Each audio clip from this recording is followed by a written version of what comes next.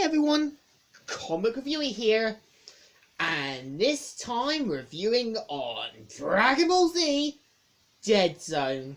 Now, as you know, Dragon Ball Z Dead Zone is meant to be a prequel as well as being the starting point to the Dragon Ball Z anime. I know like most anime prequels, it's either set before or set sometime after the events of something, and I pretty much picked up this copy to see if it was good or not.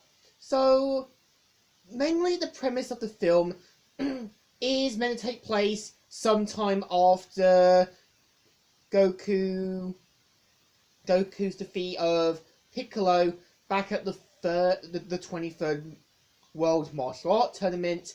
And keep in mind, since this is before Piccolo became an ally, he still wants to settle the score with Goku and still prove a point. You still got Gohan as a bit of a crybaby and still not realizing his full potential. And keep in mind that this is before Vegeta joins the good guys and before Goku learned about his heritage. So pretty much the movie is meant to have Gohan being kidnapped by Garlic Jr., who is meant to be from a race of sort of alien-like beings called the Machians, which are almost like Piccolo's race, but different. So, pretty much with Garlic Jr., he's meant to be like a small version of a Manekian, and is just thrown in there to be evil for the sake of it. I feel like he's not really a great character. He doesn't really feel like he belongs in Dragon Ball Z. I feel if you make a kind of sympathetic character, maybe it could have worked. And yeah, his three henchmen are just thrown in there to be disposable pawns. Like Nikki, who is basically a kind of like Frankensteinish alien.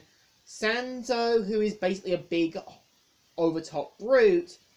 And Ginger, who looks just like Garlic, but differently coloured green. Now, I do feel the movie comes off as extremely quick, and really it could have been a lot longer.